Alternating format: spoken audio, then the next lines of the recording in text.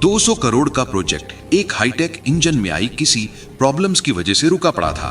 पूरी कंपनी का पैसा व भविष्य इस इंजन पर टिका था। देश विदेश से बड़े बड़े इंजीनियर इस इंजन पर अपना तजुर्बा आजमा चुके थे, पर कोई भी कोर प्रॉब्लम को समझ नहीं पा रहा था। तभी इस कंपनी का एक युवा सफाई कर्मचारी इंजन को ठीक करने का आत्मविश्वास दिखाता है। हर किसी की नजरें इस युवा पर टिक जाती है। वहां खड़े तमाम बड़े इंजीनियर इसकी बेइज्जती करने लगते हैं, खूब मजाक उड़ाया जाता है। लेकिन उसके बाद इस कर्मचारी ने जो किया, उसने हर किसी की बोलती बंद कर दी। आखिर इस सफाई कर्मचारी की असलियत क्या थी? किस मजबूरी ने इसे सफाई कर्मचारी बना दिया था? इससे पहले कि शानदार सीख और मोटिवेशन से भरे इस वीडियो को शुरू करें, आप चैनल को सब्सक्राइब कर लो ताकि जिंदगी बदल देने वाली ऐसी वीडियो आपको रोज मिलती रहे। कहानी की शुरुआत होती है बेंगलोर के रिंग रोड के नजदीक स्थित ये विशालकाय लग्जरी बिल्डिंग से, जो कि टेक जोन ऑटोमोबाइल कंपनी की है। ये इनका मेन हेडक्वार्टर है। न सिर्फ इस बिल्डिंग की भव्यता बल्कि इस कंपनी की टेक्नोलॉजी एंड सर्विसेज के चर्चों के चलते ये कंपनी आकर्षण का केंद्र बनी रहती है। देश भर के लाखों लोगों का सपना होता है कि उसे भी इस कंपनी में कोई अच्छी जॉब मिल जाए।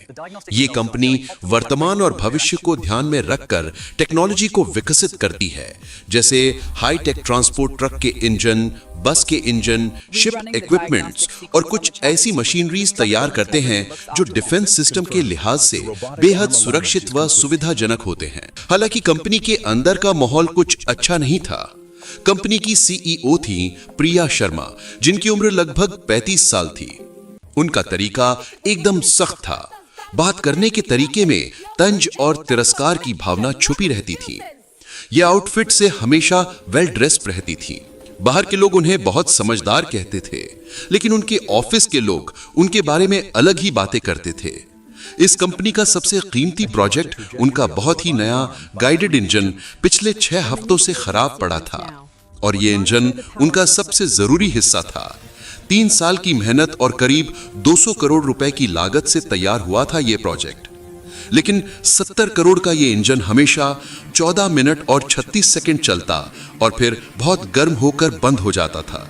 हर बार एक ही गलती दिखती थी, हार्मोनिक डिसरप्शन डिटेक्टेड। एक बड़ी एलईडी स्क्रीन से कनेक्ट ये engine red error symbol show कर रहा था। ये इंजन एआई मॉडल पर आधारित था। इस इंजन को एक ऐसे ट्रांसपोर्ट ट्रक के लिए डिजाइन किया गया था जो बिना ड्राइवर के ही माल को बेहद सुरक्षित रूप से एक जगह से दूसरी जगह तक पहुंचाने में सक्षम होने वाला था। ये पूरा 200 करोड़ रुपए का प्रोजेक्ट था, लेकिन सारा काम इस इंजन की टेस्टिंग पर रुका पड़ा था। 3 अलग अलग टीम्स के बड़े बड़े इंजीनियर आकर हार मान चुके थे। ये इंजीनियर हार्वर्ड व स्टैनफोर्ड जैसी विश्वास लेवल यूनिवर्सिटी से पढ़े हुए थे। इंजन के डिजाइन पर बहुत नॉलेज थी इनके पास, लेकिन उनका ज्ञान भी इस इंजन के सामने कुछ काम नहीं आ रहा था। बड़ी बड़ी डिग्री वाले इस इंजन के सामने फेल हो रहे थे। वो भी असल प्रॉब्लम को समझ नहीं पा रहे थे। इधर प्रिया शर्मा की टेंशन हर दिन बढ़ती जा रही थी। अगर ये इंजन जल्दी ही ठीक ना हुआ तो कंपनी को 500 करोड़ रुपए का नुकसान हो सकता था और उनका मार्केट में दबदबा खत्म हो जाता। ये काफी बड़ा प्रोजेक्ट था जिससे कंपनी का भविष्य निर्धारित होने वाला था। इसी कंपनी में दीपक मौर्य नाम का एक सफाई कर्मचारी था, जो कि पिछले 4 सालों से इस कंपनी में कई उतार चढ़ाव देख चुका था। ये काम तो सफाई का करता था, पर इसकी नजरें, इसका दिमाग यहाँ की टेक्नोलॉजी को निहारती रहती थीं। दिमाग से इतना तेज कि जिस भी काम को ध्यान से देखता ये उसे सीख लेता था। ऑफिस के सफेद फर्श से लेकर कॉन्फ्रेंस रूम के अंदर रखे हुए कांच के बर्तन तक दीपक मौर्य हर जगह जाता था। कहने को तो ये कंपनी में हर जगह दिखता था, पर फिर भी ये हर एम्प्लॉय के नजरों से ओझल ही रहता, यानी कोई भी इस पर ध्यान नहीं देता। ये जब भी कोई टेक्निकल नॉलेज बताता तो एम्प्लॉय उसका मजाक उड़ाने लगते, उसे डांटकर भगा देते। कोई भी उसे सीरियस नहीं लेता। दीपक के पास एक छोटे कॉलेज से इंजीनियरिंग की डिग्री थी। उसने ये डिग्री बड़े सपनों के साथ ली थी, लेकिन जिंदगी में हालात कुछ ऐसे बन गए जिसने उसे एक सफाई कर्मचारी बना दिया। क्योंकि उसकी मां को फर्स्ट स्टेज कैंसर था, जिसका इलाज तो था पर वो बहुत महंगा था और हर इलाज का खर्चा इतना ज्यादा था कि अगर वो बड़ा इंजीनियर बनने का सपना देखता तो मां का इलाज रुक जाता। उसने अपना सपना नहीं चुना बल्कि माँ का इलाज चुना, जिसके लिए पैसे जोड़ने के लिए वो कोई भी काम करने के लिए तत्पर हो गया। हालांकि इस कंपनी से अच्छी जगह कोई हो ही सकती थी जहां उसे कुछ न कुछ सीखने को मिलता था। इसीलिए वो कहीं और काम न करके इस कंपनी में सफाई कर्मचारी बन गया। दीपक दिन भर ऑफिस में रहता, लेकिन उस इंजन की आवाज उसे हमेशा सुनाई देती थी। रात को जब सब लोग घर चले जाते और वो कॉन्फ्रेंस रूम का सफाई करता तो वो चुपके से इंजन के ब्लूप्रिंट्स पढ़ता था। उस इंजन का दिमाग सफाई में नहीं, उसके डिजाइन में लगा रहता था। उसने देखा कि इंजन जर्मनी में छोटे यूनिट में बना था, लेकिन उसका एआई सॉफ्टवेयर अमेरिका के बड़े यूनिट्स में सेट किया गया था। एक छोटा सा यूनिट बदलने का फर्क एक बड़ी गलती पैदा कर रहा था। दीपक का जीवन बड़ा संघर्ष भरा रहा। 9 साल की उम्र में दीपक के पिता चल बसे। तब से माँ और दादाजी की देखरेख में ही दीपक पला बढ़ा। दीपक की पढ़ाई लिखाई से लेकर घर के तमाम खर्चों को दादाजी ही पूरा करते। दादाजी का एक पुराना गैराज था। दीपक पढ़ाई लिखाई में बहुत अच्छा था, तेज बुद्धि का था। वो अक्सर स्कूल से आकर अपने दादाजी के गैराज पहुंच जाता और उनके काम में हाथ बटाने लगता। दादाजी उस इलाके के सबसे पुराने और जाने माने मैकेनिक थे। उनका तजुर्बा, उनका हुनर काबिले तारीफ था। वो इंजन की आवाज सुनकर ही बता देते कि दिक्कत क्या है। वहीं दीपक भी कुछ कम नहीं था। दादाजी जैसा हुनर तो मानो उसे विरासत में मिल गया हो। दादाजी जब भी किसी गाड़ी को ठीक कर रहे होते तो वो बड़े ध्यान से देखता, वो चीज को बारीकी से समझता। दादाजी भी उसे छोटी बड़ी बारीकियां बताने लगे। दीपक की उम्र भले कम थी, पर उसकी लगन और उसका इस काम में प्यार व समर्पण देखकर दादाजी दीपक को भी मैकेनिक के काम की बारीकियां बताने लगे। दादाजी दीपक का नाजुक हाथ चल रहे इंजन पर रखते थे और कहते थे, बेटा इस धड़कन को महसूस करो। एक इंजन तुम्हारे डिग्री से कोई मतलब नहीं है, उसे सिर्फ उसके धड़कन सुनने वाले की जरूरत है। मशीन की भाषा समझो, वो तुमसे कभी झूठ नहीं बोलेगी। दादाजी ने उसे सिखाया था कि इंजन को उसकी आवाज से, उसके वाइब्रेशन यानी कंपन से और यहाँ तक कि हल्की सी बदबू से भी कैसे प्रॉब्लम की पहचान की जाती है। दादाजी ने सीख दी कि बेटा, जीवन में कोई काम तब तक ही मुश्किल लगता है जब तक उसकी सही जानकारी हमारे पास नहीं होती। जब तुम पूरी लगन से सीखोगे तो दुनिया का कोई भी काम जल्दी सीख सकते हो और बार बार प्रैक्टिस मेहनत तुम्हें तुम्हारे काम में कुशल बनाएगी, तुम्हारी स्किल को निखारेगी। 16 साल की उम्र तक दीपक इतना माहिर हो गया कि वो पूरा इंजन अब आंख बंद करके बना सकता था। लेकिन फिर हालात बदल गए। दादाजी एक दिन चल बसे। उनके अंतिम संस्कार में शहर भर के मैकेनिक और इंजीनियर आए थे, लेकिन दीपक मन में वो ज्ञान और हाथों में हुनर आज भी था। उसके अंदर चीजों को जानने समझने की प्रबल इच्छा उसे इस कंपनी में ले आई थी। गुरुवार का दिन था। कंपनी की किस्मत आज तय होने वाली थी। जर्मनी से बड़े इन्वेस्टर मिस्टर स्मिथ और उनकी टीम वहां मौजूद थी। उनके पास करीब 800 करोड़ रुपए की फंडिंग थी। डॉक्टर लेखा, जो एक बहुत बड़ी इंजीनियर थी, वो भी उनके साथ थी। उनकी तेज नजर से कोई गलती छुप नहीं सकती थी। एक बड़े हॉल के अंदर प्रिया शर्मा की मौजूदगी में उस नए इंजन का आखिरी टेस्ट चल रहा था, जिसपे बहुत बड़ी डील टिकी हुई थी। लेकिन इंजन कुछ समय चलते ही बंद हो जाता। इंजन से निकलता धुआं सबकी चिंता का बादल बन गया। प्रिया शर्मा ने तुरंत एक इमरजेंसी मीटिंग बुलाई। हॉल में 200 एम्प्लॉइज जमा हो गए। प्रिया ने घबराहट वाली आवाज में कहा, इंजन काम नहीं कर रहा है, अब हम खर्चे कम करेंगे। वो लोग जिनकी जरूरत नहीं है उन्हें तुरंत कंपनी से निष्कासित कर दिया जाएगा। दूर खड़ा दीपक बहुत देर से ये सब देख रहा था। दीपक हिम्मत बांधते हुए उन लोगों के करीब आकर कुछ ऐसा बोल दिया कि वहां मौजूद सबकी नजर दीपक पर टिक गई। दीपक अपना एक हाथ उठाते हुए बोला, मैम, मुझे लगता है कि गलती सॉफ्टवेयर में नहीं बल्कि इंजन के कंपन यानी हार्मोनिक फ्रीक्वेंसी सेट करने में है। 200 लोगों के चेहरे एक साथ दीपक की तरफ मुड़ गए। मिस्टर स्मिथ और डॉक्टर लेखा भी हैरानी से आगे झुक गए। प्रिया शर्मा का गुस्सा आसमान छू रहा था। वो सबके सामने दीपक को जलील करने के लिए तंज कसते हुए बोली, ओए देखो, हमारे सफाई कर्मचारी को इंजीनियरिंग का ज्ञान हो गया। जिस मशीन को इतने बड़े इंजीनियर ठीक नहीं कर पाए, वो तुम ठीक करोगे। वहां मौजूद कुछ एम्प्लॉय दीपक को तिरस्कार की नजर से देख रहे थे, तो कुछ हैरान भी थे कि इसे इतना सब कैसे पता। प्रिया शर्मा फिर से तिल मिलाते हुए बोली, अबे घोंचू, तुम्हें पता भी है ये इंजन कितने जाए? ये कोई आम गाड़ी या गैरेज में खराब पड़ा साधारण इंजन नहीं जिसे तुम ठीक कर दोगे। कोई जानकारी है तुम्हें इसके बारे में जो उठाए मुंह बोल दिया कुछ भी? दीपक एक बार फिर आत्मविश्वास के साथ बोला, अरे मैम, मुझे एक चांस तो दीजिए, मैं इंजन की कोर प्रॉब्लम को समझ रहा हूँ। दीपक रिक्वेस्ट करता ही जा रहा था। वहां मौजूद डॉक्टर लेखा ने दीपक के चेहरे पे एक आत्मविश्वास देखा। उन्हें लगा कि शायद ये कुछ कर सकता है, इसे एक मौका मिलना चाहिए। डॉक्टर लेखा टोकते हुए स्वर में, रुकिए मिस प्रिया जी, हमें लगता है इस व्यक्ति को एक मौका देना चाहिए। हो सकता है कोई बात बन जाए, और वैसे भी हमारे पास दूसरी कोई ऑप्शन नहीं। एक से बढ़कर एक इंजीनियर अपनी कोशिश कर चुके हैं, पर किसी भी इसकी प्रॉब्लम पकड़ में नहीं आई। तो एक बार इसका भी देख लेते हैं। तभी भीड़ से भी आवाज आई, हाँ एक मौका दिया जाए। प्रिया शर्मा एक शर्त रखते हुए बोली, ठीक है दीपक, ये तुम्हारा चैलेंज है। तुम्हारे पास ठीक 2 घंटे हैं।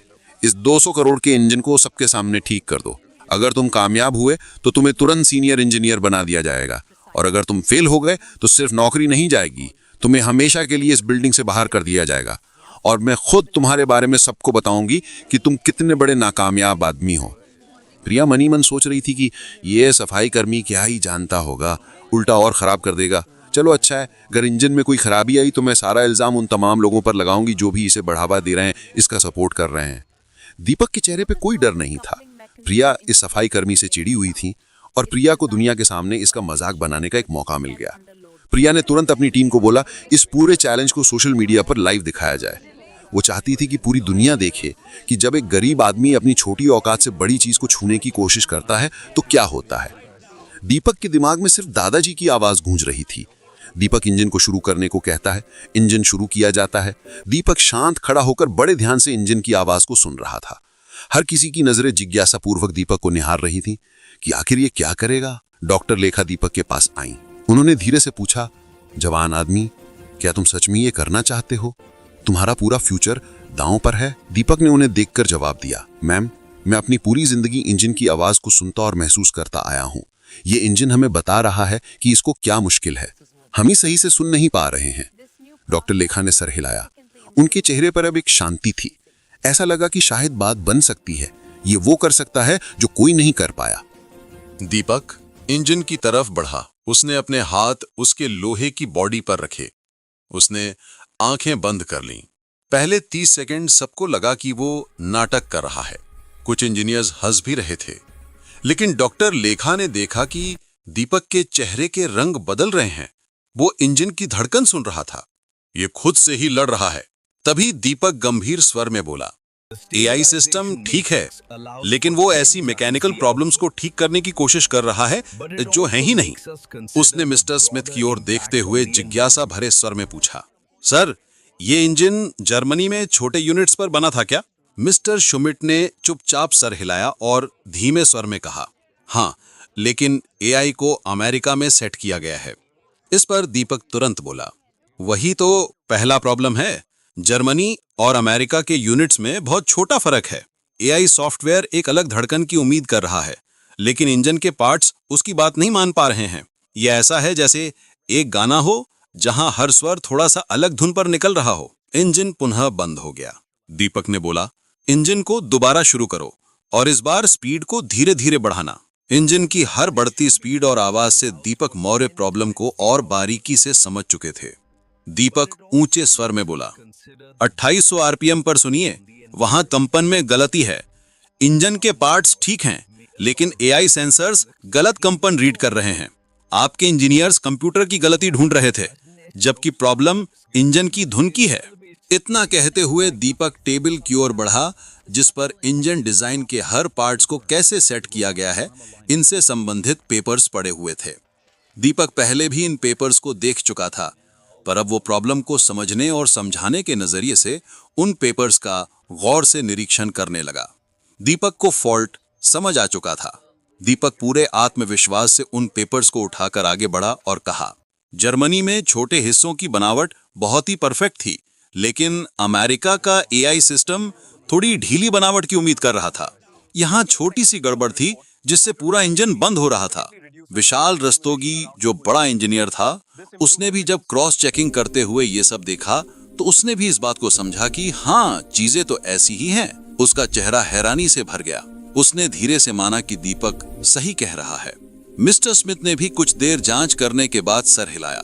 ये सफाई कर्मचारी नहीं था, ये एक बहुत अच्छा इंजीनियर था। डॉक्टर लेखा ने जिज्ञासा भरे मन से दीपक से पूछा, चलिए माना कि इसकी कोर प्रॉब्लम आपने पकड़ ली, पर अब इसे ठीक कैसे करेंगे? दीपक ने हल्का मुस्कुराते हुए कहा, आप निश्चिंत रहें, इसके प्रॉब्लम का सलूशन भी है, और सबसे बड़ी बात, उसके लिए किसी महंगे सॉफ्टवेयर या बॉडी पार्ट्स को रीडिजाइन करने की आवश्यकता नहीं पड़ेगी। कोई महंगा खर्च नहीं है। दीपक की बातें सभी को अनसुलझी पहेली की तरह लग रही थी कि आखिर ये कहना क्या चाहता है। दीपक एक अलमारी के पास गया जो कई छोटे बड़े जरूरी टूल्स और मशीन बॉडी पार्ट से भरा पड़ा था। दीपक वहां से एक छोटी सी मेटल की डिस्क निकाल कर लाया जो हॉकी पक जितनी थी। ये सबको दिखाते हुए दीपक कहने लगा, ये एक हार्मोनिक डैम्पनर है। इंजन और एआई दोनों ठीक हैं। इन्हें सिर्फ एक दूसरे की भाषा समझाने वाले की जरूरत है। ये छोटी सी चीज कंपन के फर्क को जोड़ देगी। दोनों के बीच तालमेल व संतुलन बनाने के लिए इसका अहम रोल होगा। प्रिया शर्मा का घमंड पूरी तरह से टूट गया। वो बोल पड़ी, तुम कह रहे हो कि ये 3000 रुपए का मशीन पार्ट हमारा मिलियंस का प्रॉब्लम ठीक कर देगा? तुम्हारा दिमाग तो खराब नहीं हो गया? कुछ भी बोले जा रहे हो। दीपक ठंडे और शांत स्वर में बोला, सबसे अच्छे हल हमेशा सबसे आसान होते हैं मैम। इसके बाद दीपक इंजन के एक पार्ट्स बाहर निकालता और इस डैम्पनर को उसमें सेट करने लगता। वो इतनी बारीकी से इस कार्य को अंजाम दे रहा था कि हर कोई वहां उसकी कार्य कुशलता की तारीफ बांध रहा था। दीपक ने पूरी सफाई के साथ 12 मिनट में डैम्पनर इंजन में सेट कर दिया और पार्ट्स को इंजन में पुनः जोड़ दिया। उसके हाथ वही पुरानी दादाजी की सिखाई मेहनत बता रहे थे। इसके बाद दीपक कुछ सेकंड के लिए इंजन के सामने हाथ जोड़कर आंखें बंद कर मन ही मन प्रार्थना करता है, मानो वो दादाजी से आशीर्वाद मांग रहा हो। आंखें खोलते ही दीपक गंभीर व संधे हुए स्वर में बोला, इंजन टेस्ट के लिए रेडी है। घड़ी में 1 घंटा 47 मिनट ही हुए थे। उधर दीपक की ये तमाम हरकतें सोशल मीडिया पर लाइव दिखी जा रही थी। हर किसी की नजरें, फिर चाहे वो सोशल मीडिया पर या वहां मौजूद सभी एम्प्लॉय इंजीनियर, हर कोई जिज्ञासा भरी नजरों से उस पल को निहार रहा था कि क्या इंजन ठीक से चलेगा अब। डॉक्टर लेखा ने बोला, इंजन चालू करो। पूरे रूम में शांति थी। चाबी घूमी और जब इंजन चालू हुआ तो आवाज में फर्क साफ था। अब आवाज में एक गहरा और स्मूथ कंपन था। स्क्रीन पर हमेशा की तरह लाल और पीली लाइट्स नहीं, सिर्फ हरी लाइट्स थीं। इंजन का टेम्परेचर बिल्कुल सही था। डॉक्टर लेखा की आंखों में खुशी से चमक उठी। उन्होंने कहा, 40 साल में मैंने इतनी साफ रीडिंग कभी नहीं देखी थी। इंजन अब 97.3% अच्छे से चल रहा है। ये तो अद्भुत है, विश्वास नहीं होता। प्रिया के चेहरे का रंग उड़ गया, लेकिन वो फिर भी हार नहीं मानी। वो ऐंठते हुए कड़क शब्दों में बोली, ठीक है चल रहा है, लेकिन क्या ये ट्रक को चला सकता है? उसने नीचे खड़े बड़े ट्रक की तरफ इशारा किया। दीपक ने सिर्फ सर हिलाया और बोला, हाँ मैम। इंजन की पावर ट्रक के सिस्टम्स में चली गई। पहली बार 6 हफ्तों में वो बड़ी गाड़ी चालू हो गई। वो ट्रक पार्किंग से बाहर निकला। इंजन की पावर और एआई के जटिल कमांड सिस्टम के तालमेल पर ट्रक बेहतरीन तरीके से चल रहा था और हर रूल को फॉलो कर रहा था। वो ट्रक 37 मिनट तक चलता रहा। मिस्टर स्मिथ और उनके साथी बहुत खुश हुए। ये परफॉर्मेंस उनके सारे पुराने प्लान से भी बेहतर थी। डॉक्टर लेखा ने जब इंजन बंद करने को कहा तो पूरे रूम में सबने सुकून की सांस ली। 6 हफ्ते की नाकामयाबी सिर्फ 1 घंटा 47 मिनट में ठीक होकर बड़ी सफलता में बदल गई थी, और वो भी एक सफाई कर्मचारी के हाथ से। डॉक्टर लेखा आगे बढ़कर दीपक से हाथ मिलाया। तुम्हारी समझ और हल दोनों बहुत अच्छे थे। तुम्हारे दादाजी को गर्व होगा। मिस्टर स्मिथ ने तुरंत घोषणा करते हुए कहा, हम अपना इन्वेस्टमेंट 20% बढ़ा रहे हैं, लेकिन हमारी एक शर्त है। हमारी यूरोपियन इंजन टीम को मिस्टर दीपक मौर्य ही लीड करेंगे। 20% ज्यादा पैसा मतलब कंपनी के लिए बहुत बड़ा बदलाव था। डॉक्टर लेखा ने बिना देर किए दीपक को तुरंत डायग्नोस्टिक्स इंजीनियर बना दिया। उसकी तनख्वाह 3 गुना हो गई और उसे कंपनी शेयर्स भी मिले। दीपक की आंखों में कामयाबी की चमक के साथ खुशी के 2 आंसू भी थे। दीपक अब दिखने वाला सफाई कर्मचारी नहीं, वो कंपनी का सबसे जरूरी इंजीनियर बन गया। प्रिया शर्मा खिड़की के पास एकांत खड़ी थी। उसका लाइव स्ट्रीम अभी भी चल रहा था, लेकिन लोग अब उसे ही गुस्सा दिखा रहे थे। लोग रोहन की तारीफ कर रहे थे और प्रिया के घमंड पर सवाल उठा रहे थे। 2 हफ्तों के अंदर सारी चीजें बदल गईं। बोर्ड ने प्रिया की लीडरशिप पर सवाल उठाए। उसके पुराने ईमेल्स जिसमें उसने रोहन की बेइज्जती की थी, सबूत बन गए। प्रिया शर्मा को सीईओ की पोस्ट से हटाकर सिर्फ स्ट्रेटेजिक एडवाइजर बना दिया गया। उसकी तनख्वाह भी बहुत कम हो गई और उसके सारे बड़े फैसले लेने की पावर छीन ली गई। उसे एक बड़ी गलती का सामना करना पड़ा। दीपक की जिंदगी पूरी तरह बदल गई। उसको नया ऑफिस, नई कार और सबसे ज्यादा इज्जत मिला। कंपनी ने एक नया नियम बनाया कि अब हर एम्प्लॉय की बात को, चाहे वो किसी भी छोटी पोजीशन पर हो, ध्यान से देखा जाएगा। रोहन की कहानी की वजह से कंपनी का स्टॉक भी 15% बढ़ गया। 6 महीने बाद दीपक अब जर्मन इंजीनियर्स के साथ मिलकर काम कर रहा था। उसकी मां का इलाज अब पूरा हो चुका था। उसके घर में दादाजी की तस्वीर और उसका पुराना डिप्लोमा आज भी रखा था, लेकिन अब उनके साथ नए अवार्ड्स भी थे। एक दिन प्रिया शर्मा रोहन के पास आई, एकदम सिंपल कपड़ों में। उसका पुराना अहंकार खत्म हो गया था। वो विनम्र स्वर में बोली, दीप, मुझे माफी चाहिए, मैं तुम्हारी तरह लीडर बनना सीखना चाहती हूँ। दीपक को दादाजी और माँ की सीख याद आई कि सबको एक मौका मिलना चाहिए। दीपक बोला, बहन, तुम्हें सिर्फ मशीन की धड़कन सुनना ही नहीं, लोगों की बात सुनना भी सीखना होगा। प्रिया मुस्कुरा उठी। तो दोस्तों, इस तरह हुनर, तजुर्बा और अच्छे संस्कार ने जिद और घमंड को हरा दिया। सच्चा ज्ञान बड़ी डिग्री में नहीं, दिल और दिमाग की समझ में होता है। अगर आपको ये कहानी पसंद आई तो प्लीज इस चैनल को लाइक, सब्सक्राइब करना मत भूलिएगा। आप हमारी वीडियो किस शहर से देख रहे हैं, कमेंट में जरूर बताएं।